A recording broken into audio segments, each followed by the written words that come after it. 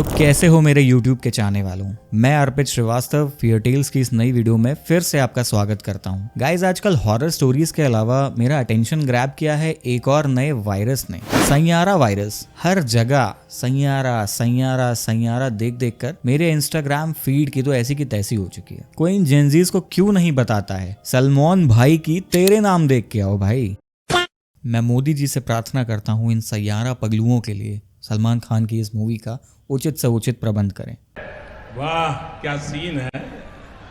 खैर, अब इस स्टोरी पे फोकस करते हुए मैं इस वीडियो को आगे बढ़ाता हूँ। गाइस, आज की जो स्टोरी है वो एक हॉन्टेड हाउस की है जो मुझे मेरे ही एक सब्सक्राइबर ने शेयर की है। ये हॉन्टेड हाउस मेरे सब्सक्राइबर के घर के एकदम बगल वाला घर है और उन्होंने मुझे इस पूरी घटना के बारे में बताया, कैसे 10 सालों के बीच में वो हाउस कितना हॉन्टेड था और 10 साल बाद कुछ तांत्रिक विद्याओं, कुछ पूजा पाठ करके उस घर को जैसे तैसे उस भूत से फ्री किया गया। स्टोरी को डिले ना करते हुए मैं आपको सारी बातें बताता हूँ। चलिए शुरू करते हैं।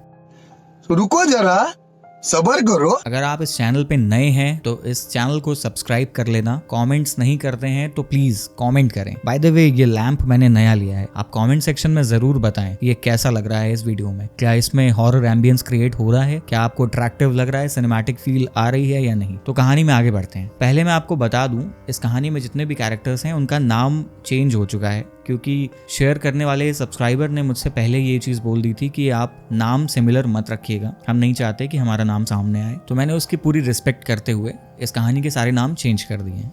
ये कहानी है वेस्ट बंगाल के कोलकाता नाम के एक शहर की।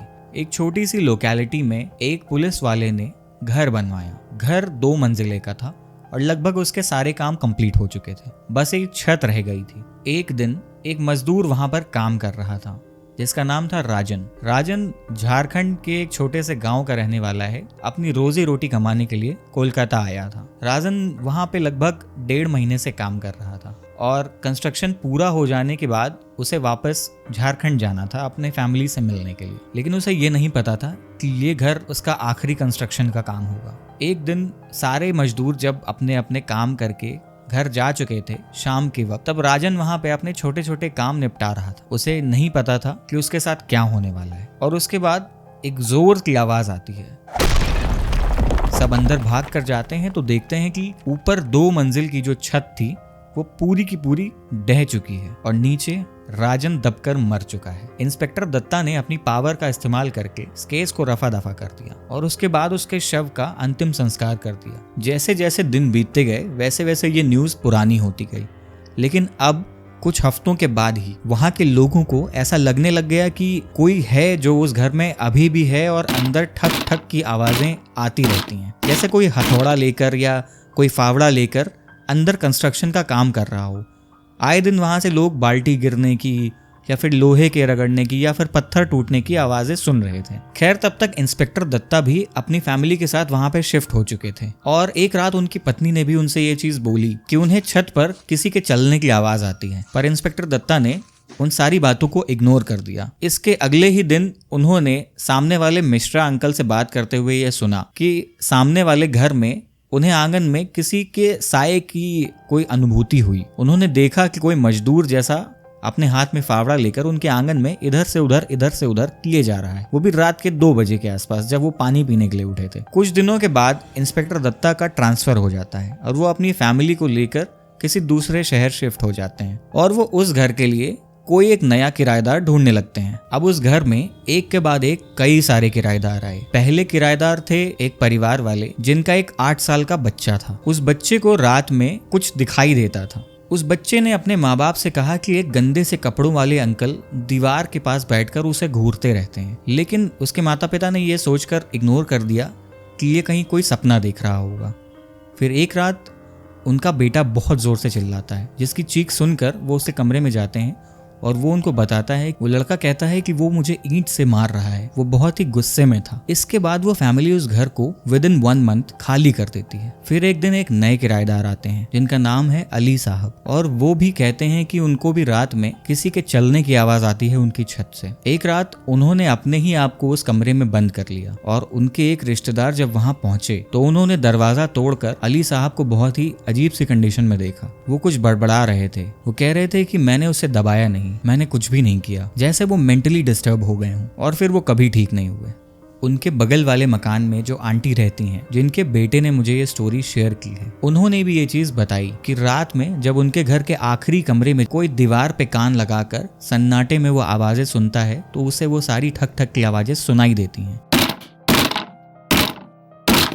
बच्चों ने भी कहा कि उस घर के पास किसी के रोने की आवाज आती है और ये बात मोहल्ले में पूरी तरीके से फैल चुकी थी, इसलिए उस घर को भूतिया घर कहा जाने लगा। अच्छा, इन सब चीजों के बाद एक स्ट्रेंज पैटर्न मैंने नोटिस किया और मैंने ऑब्जर्व किया कि ये जो राजन का भूत है लोगों को हॉन्ट करने के साथ साथ में उस घर में रहने वाले टेनेंट्स का सामान भी खुद ब खुद उठाकर बाहर फेंक देता था। कई टेनेंट्स ने ये चीजें बताई कि उनका सामान रात में सोने के बाद सुबह उठते थे वो रोड पे होते थे और उनका सामान इधर उधर बिखरा होता था और वो जो बल्ब वगैरह लगाते थे वो उन्हें फोड़ देता था। बहुत ही स्ट्रेंज बात थी ये तो। फिर कुछ दिनों के बाद एक लोकल यूट्यूबर जिसका नाम है राजदीप, वो व्यूज के लिए उस घर में कूद कर जाता है ये प्रूव करने के लिए कि वो घर हॉन्टेड है या नहीं है, और अगर है भी तो वो लाइव उस भूत को रिकॉर्ड करना चाहता था। पता नहीं क्या चुल थी ये। वो रात में 1 बजे वहां पर कूद के पहुंचता है और वहां पर जो हरी हरी घास हुआ करती थी वो अब बड़ी बड़ी होकर सूख चुकी हुई थी। वो वहां पर कूद के पहुंचता है, 2nd फ्लोर पे जाता है और फिर वहां पर कुछ स्ट्रेंज नॉइजेस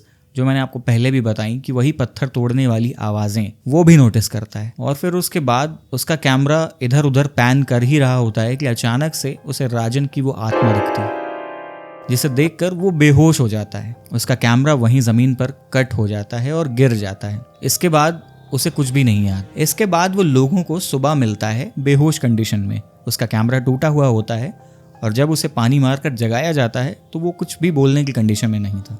लोग कहते हैं कि वो भी पागल हो चुका था। वहाँ पर आसपास खेल रहे कुछ बच्चों ने भी बहुत हॉन्टेड सी चीजें फील की हैं इन बीते हुए कुछ सालों में। बच्चे उस घर के आसपास गेम्स खेलना बंद कर चुके थे। जो लोग खेलते थे उनकी अगर बॉल वहां पे चली जाती थी तो वो कभी भी उसे लाने नहीं जाते थे, क्योंकि वो जानते हैं कि उस घर में क्या होता है और पूरा मोहल्ला इस बात से बहुत ही ज्यादा डरा हुआ था।